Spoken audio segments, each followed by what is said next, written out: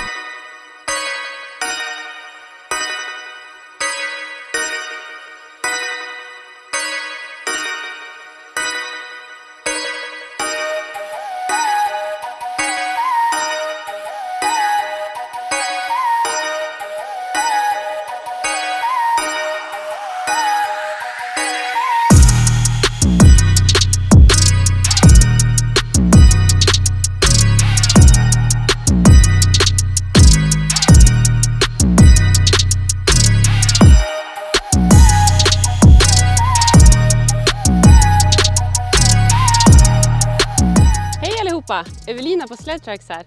Även om det är lite kyligt idag så är ni varmt välkomna till ännu ett avsnitt av Sled Tracks TV. Den här helgen så hänger vi i Saxnäs och förutom att köra skoter så äter vi gott och sover skönt hos Marsfjäll Mountain Lodge. Så stort tack till dem. Men åter till skoterkörningen. Det är alltså det här välkända ansiktet som vi har med oss idag. En Polaris 850 RMK Kaos Slash 146 tum. Ett långt namn på en kort skoter. Men nu är det dags att ta oss an dagen med den här lekfulla lösningsmaskinen. Följ med oss!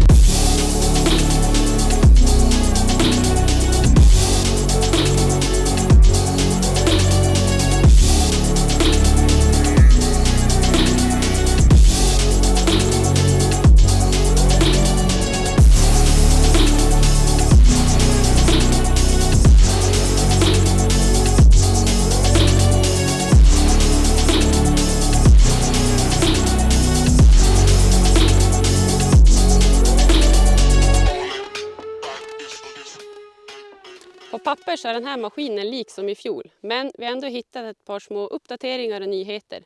Bland annat så har ju Polaris satt sina nya backningsbara isrivare, så du behöver inte vara rädd att köra av dem om du glömmer bort att fälla upp dem när du ska backa. De ska även riva upp snön bättre, vilket ger bättre kylning på maskinen och den går inte varm lika lätt. Sen har vi lite andra små uppdateringar i buggen. Vi har nya drivhjul och en antistabb, vilket gör att mattan rullar lättare och den inte hakar tag i mattan, vilket kan orsaka dyra skador. Vi som kör mycket friåkning i skogen använder ju gasen väldigt mycket, men även bromsen. Och Polaris har till 2024 uppdaterat bromsskivan och gjort den lite lättare, men framförallt bättre ventilerad så den ska klara av tuffare tag ut i skogen. Vad är det då som gör den här lekfulla lösningsmaskinen så rolig att köra?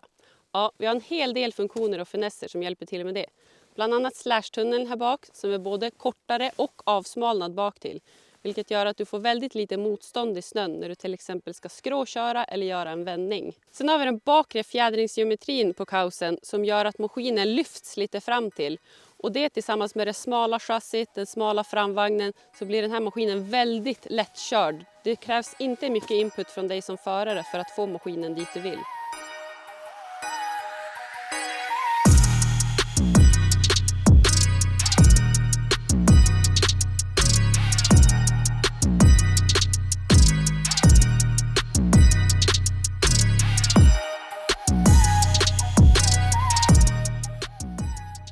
Nu har ni fått höra massa positiva grejer om den här Polarisen.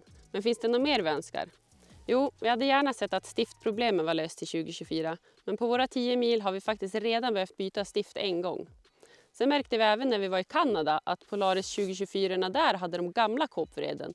De tycker jag är mycket enklare att öppna. På de här behöver du det lilla verktyget och så fastnar det lätt snö och is i låsen. Men annars är det här en helt komplett maskin. Grymt kul för att ni har tittat på den här filmen med våra första intryck om Polaris 850 och stort tack till Marsfjäll Mountain Lodge för en fantastisk helg. Glöm nu inte bort att följa oss på sociala medier, Instagram, Facebook, Youtube och självklart läsa mer på sledtracks.se och sledtracks.no.